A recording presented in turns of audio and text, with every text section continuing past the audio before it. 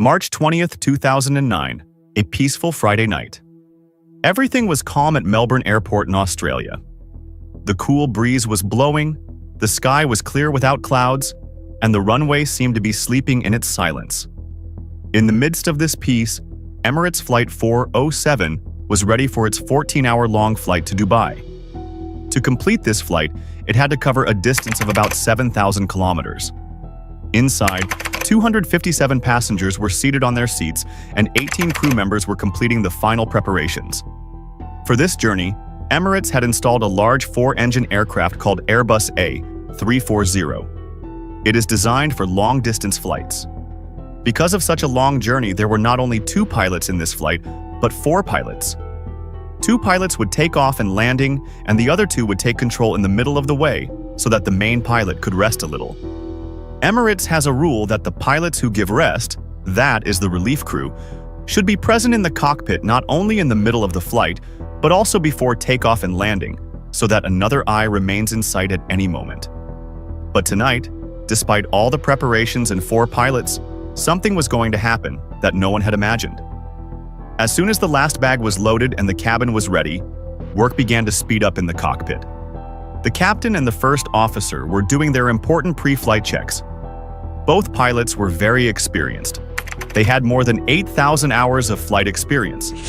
They flew thousands of hours on Airbus A340 and flew a lot on similar aircrafts like A330. That's why this flight seemed easy to them. But because of this A330 experience, tonight they were going to make a mistake that they could not recognize in time. Because there was a small difference in control between A330 and A340, and that difference was going to prove very dangerous later. At that time, there was a little more crowd in the cockpit. 2 pilots, 2 ground engineers, and a relief captain. A total of 5 people. Due to the lack of space, the relief first officer had to stand outside the cockpit in the small place, that is, in the galley, until the engineers finished their work. Inside, the captain, first officer, and engineer were doing their checks while talking. The atmosphere was calm from the outside. But this crowd, this little distraction, and this small difference in control was going to turn this flight into one of the most dangerous takeoff accidents in history. Here, the first officer made a small but very serious mistake. This mistake happened when he started putting the total weight of the aircraft in the gross weight electronic flight bag, or EFB. EFB is actually like a tablet in which everyone calculates everything before the pilot takes off. Like what is the weight, which flap angle is required, how much thrust the engines have to give, how long the runway is, at what speed the aircraft will take off, how much power the engine will have to give. Everything. Consider it like a pilot's personal calculator. When the EFB completes the calculation, the same numbers are put in the flight management computer of the aircraft. You can consider FMC as the brain of the aircraft, which does the same during takeoff and takeoff, which tells him the data put in it. The problem was that the first officer had typed the wrong weight of the aircraft. The actual weight of the aircraft was about 362 tons, but only 262 tons were written in the system, that is, less than 100 tons. And this small mistake changed everything. The computer now calculated everything in the wrong way. He agreed that the engines need less power, the flaps need to be opened less, and the takeoff speed is also less than the actual need. That is, the amount of power, lift, and speed required to fly the aircraft. The computer calculated everything wrong. Consider it as if you are sitting alone on your bike, then it will start by giving a light accelerator. But if 2 more people suddenly sit down and you give the same light accelerator, then the bike will start with difficulty and the risk of falling will increase. The same is the case with the plane when the weight is put in the wrong way. The aircraft is heavy, but the system considers it light and tells it low power and wrong speed. The whole physics of takeoff was messed up. The captain picked up the EFB and started checking the numbers put in by the first officer. Everything was going absolutely normal. Then a third person sitting in the cockpit's words distracted the captain. He started listening to him and answering him. And the check was incomplete. If the captain had come back a few seconds later and completed the check, he would have seen immediately that the first officer had typed the wrong weight of the aircraft. And on the same wrong weight, the EFB had taken out all the necessary calculations for takeoff. which were now completely wrong. The captain put the same wrong number in FMC without any doubt, and now the aircraft was also relying on the same wrong data. There were 257 passengers sitting comfortably. They did not even know that a small typing mistake in the cockpit is gradually turning into a serious danger. Emirates Flight 407 was pushed back from the gate. It was 7 minutes before time. The aircraft had not yet reached the runway, but the wrong weight and wrong calculations had already been recorded in the system. And this wrong data was going to affect the entire flight. 4 Rolls-Royce engines started, and a big Airbus A340 slowly started taxiing towards Melbourne's runway 16. That day, the first officer was flying, while the captain was carefully completing the checklist. During the taxi, the pilots put the flaps on the first setting. Normally, to fly a heavy aircraft, the flaps are put on the second or third setting so that there is more lift and the aircraft can get up easily. The first setting gives less lift, and for such a heavy aircraft, it makes the takeoff even more challenging. After a while, the first officer increased the thrust levers. Because the engines were on low power, the aircraft was catching speed slowly. Anyway, Airbus A340 is such an aircraft that feels a little slow and heavy during takeoff. That's why the pilots did not find the initial slow speed at all unusual. They thought everything was normal, while the real problem was quietly present in its place. The aircraft was running at full speed on the runway. The captain said in a loud voice, now the aircraft had reached a speed from where it is almost impossible to stop the takeoff. After this speed, braking means the danger of getting out of the runway, that is. The takeoff could not be stopped now, until a very big danger comes in front. The aircraft got faster. On the middle lights of the runway, you could hear the thud of the nose wheel. In a few seconds, the aircraft reached V1 speed. That is, there was no way to turn back. Now, no matter what, the takeoff could not be stopped. Immediately after this, the aircraft reached the rotation speed. This is the speed at which the pilot lifts his nose, and the aircraft starts climbing in the air. The first officer pulled the cider stick back, but the nose did not move. He tried again, and with more force, still no reaction. On the other hand, the aircraft was speeding ahead, tearing the runway. The last kilometer of the runway was left in front. Stopping the takeoff at this speed would have led directly to a big accident. Now there was only one way to lift the aircraft somehow. Tension was at its peak in the cockpit. The captain shouted loudly, "Pull more! Pull more!" The first officer applied all his strength, pulled the cider stick as far back as possible. Finally, the nose started to rise. For a moment, there was a breath of relief in the cockpit, but this relief was only for 2 seconds, because the next moment there was a scene in front of the pilots, which every pilot is afraid of. Only the nose had risen. The entire body of the aircraft was still stuck to the ground. The side stick was pulled back with full force. The nose was in the air, but the instruments were clearly showing that the height of the aircraft is almost zero. The aircraft was trying to climb up, but it was not able to leave the ground. As the aircraft was speeding ahead on the runway, the first officer was trying with all his strength that the aircraft somehow get up in the air. He was pulling the side stick back again and again, but the aircraft was stuck to the ground. It was not able to get up. Now the situation had become very dangerous. And then, bang! The tail of the aircraft collided with the runway. At a speed of about 300 kilometers per hour, the oil was rubbed off the ground, that is. Sparks were flying, loud sounds of metal being torn, and the metal burning inside the passengers, and the sharp, bitter smell of insulation. In just a few moments, the cabin was filled with red and scary emergency light. The collision was so fast that the flight data recorder, that is, the black box, fell out of its place and hit the fuselage wall. The rear part of the aircraft had clearly suffered a heavy loss, but the fear did not end here. The aircraft was still running and the runway was almost over. If the aircraft had not flown yet, it would have fallen directly into the deep abyss outside. No chance, no return. As soon as the captain saw this, he pushed the throttle to the maximum power in a jolt. This was the last blow, a never-before-seen moment. 300 people were killed in just a few seconds. The aircraft crossed the last edge of the runway at a speed of about 300 kilometers per hour. The tail was slipping on the mud, and then finally, the main wheels rose above the ground. After a second, the tail also came up, and the heavy aircraft started climbing towards the sky. The aircraft was going up, but with a very weak climb, as if at any moment the power would run out and fall back to the ground. As soon as it climbed up, the situation got worse. The tail localizer of the aircraft collided with the antenna, causing the rear part to tear even more. After that, the aircraft also broke it while passing over a runway light. The first officer somehow held the aircraft in the air, just in the fear that the aircraft would fall down again and crash. Then a sharp warning flashed on the cockpit screen. The tail strike. The ATC had also seen sparks rising from the tail on the runway. He immediately told the pilots on the radio what had happened below. Now the truth was in front. It was impossible to go to Dubai. This aircraft had to return to Melbourne at any cost, but now a new difficulty had arisen. The aircraft had more than 130 tons of fuel. And now let's come to the moment when everything was going to change. Landing with such a heavy weight was extremely dangerous because the landing limit of the aircraft was much less than this. There was only one way to land safely: to throw fuel in the air, that is, to dump fuel.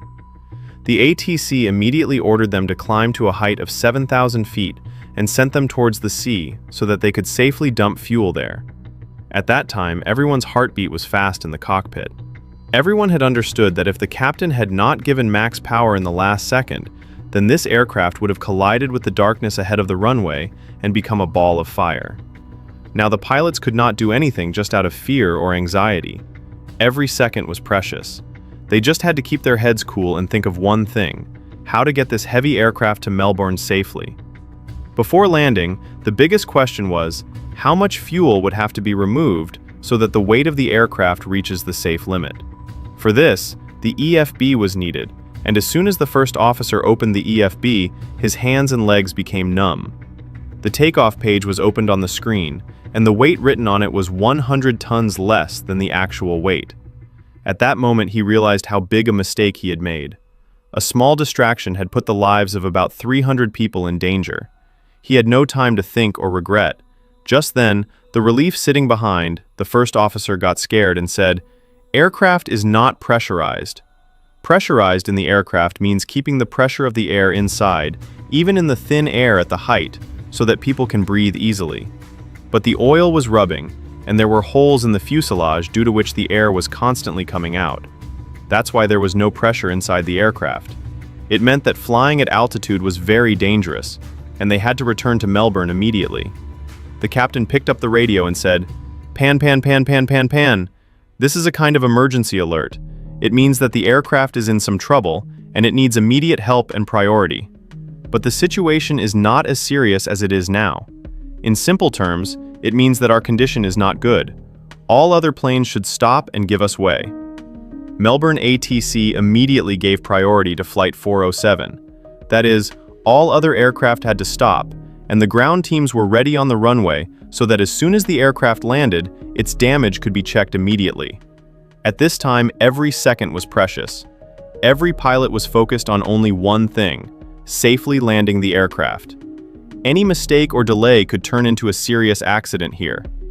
In a short while, the pilots were about to see something that would shake the entire cockpit.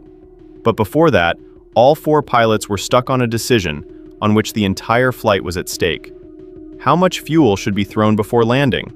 It was not an easy decision, because on the one hand, the safe landing limit of the aircraft was 243 tons, and landing on more weight than that meant that the brakes could fail due to overheating, the landing gear could break, and the tail of the aircraft, which had already touched the runway and burst, could be even more difficult on landing.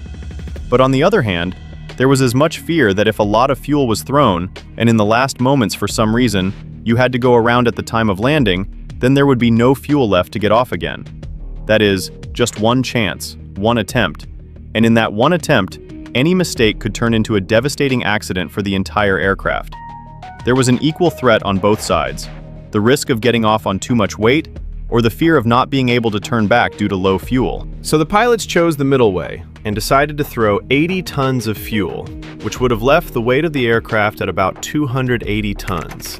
Yes, it was still 37 tons more than the limit, but so much fuel would have been left that the pilot could try to land 2 to 3 times if needed.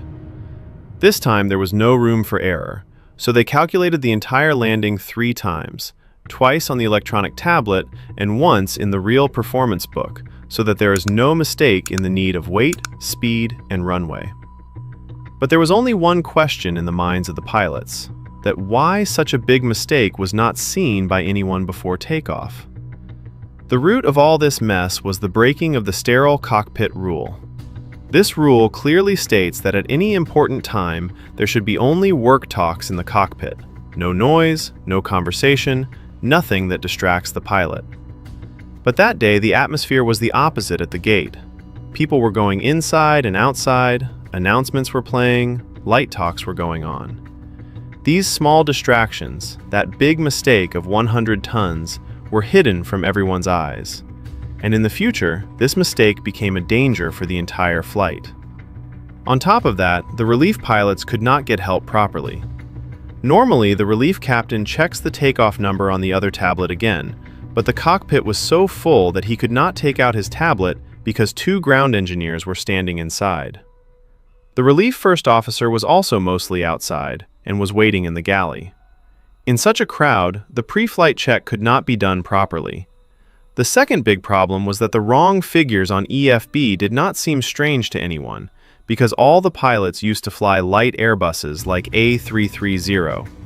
Their weight and speed numbers are similar to this aircraft, so even after putting the wrong weight, the visible speeds and flap settings seemed common to everyone. This is the truth of aviation, where everything runs on numbers, and a small mistake is not caught at first glance. But that same mistake slowly becomes a big danger. This happened here too. And now, at 7,000 feet above the sea, the problem of the aircraft's torn tail and cabin pressure was clearly indicating that a small mistake on the gate has turned into a serious problem. The pilots had no time to think now. There were 257 people in front of them, and their only responsibility was to get everyone safely back on the ground at any cost. Only then the control message came that the runway had been fully inspected, and the result was very bad. At the end of the runway, there were broken parts of the aircraft's tail, many pieces of metal were scattered, a runway light was broken, and some antennas were also broken. It was clear from this that the collision during takeoff was quite big and seriously damaged the aircraft. During this time, the captain spoke to the passengers for the first time. In a calm voice, he said that the tail of the aircraft collided with the runway during takeoff, and now they are returning to the airport. But many passengers were already scared because they heard a loud noise from below while taking off, and red sparks were also seen rising from the window. For any ordinary person, this scene was enough to scare. The cabin crew immediately started preparing the cabin for landing. There, the pilot started the fuel dump. Every minute, about 2.5 tons of fuel was coming out. The captain kept rotating the aircraft close to the mail burn so that if anything suddenly goes wrong, they can get off immediately. There was only a warning on the cockpit screen that something was wrong, but no one knew how big the real loss was. This was the reason why the captain thought it necessary to get more information from the cabin crew. He called the lead flight attendant to the cockpit and asked what he saw during takeoff, how the sound was, and how the tail section was looking. At this time, this information was the most important for him. For a while, it seemed that the situation was slowly coming under control. At 11 o'clock in the night, the fuel dump was over, and the aircraft started descending towards the mail burn. But as soon as the aircraft came down, a strange rumbling sound was heard from behind.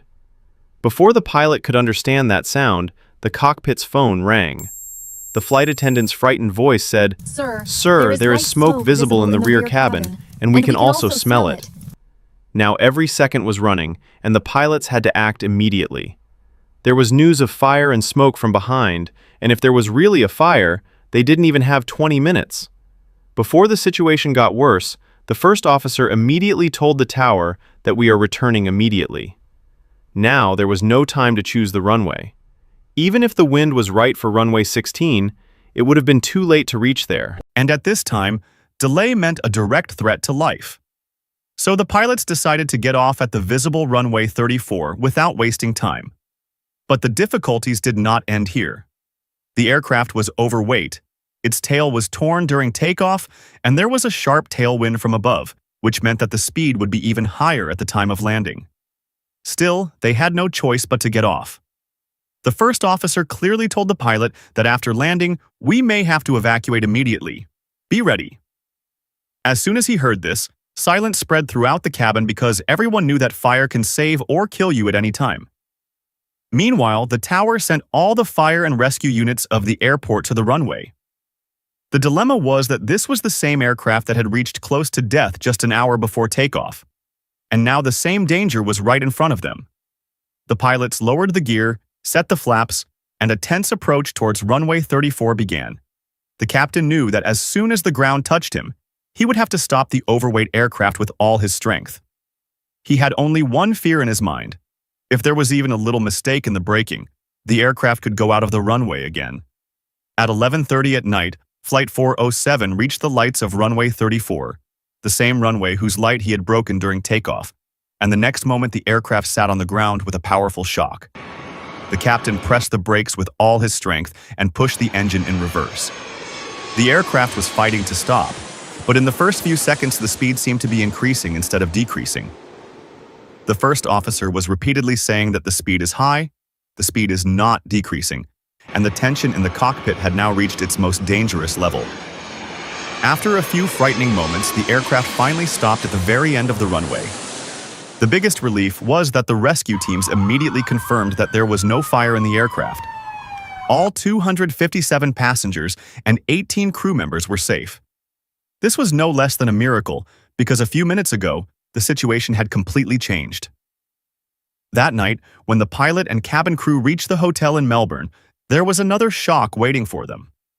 Everyone was immediately called from the Emirates and given strict instructions not to contact their family or any relatives. It was even said that their mobile and hotel room phones would also be monitored. The company did not want any information about this incident to go out. A few days later, when everyone returned to Dubai, the airline removed the pilots from their jobs. After Flight 407, major changes were made in flight safety. The new system now warns about wrong takeoff data, and in many airlines, two pilots calculate separately so that the mistake can be caught. Due to these improvements, there is very little chance of such an incident happening again today. If this video forced you to think, then you should definitely watch the story of British Airways Flight 870 when London was in danger. To watch the full video, click here and I will meet you there in a second.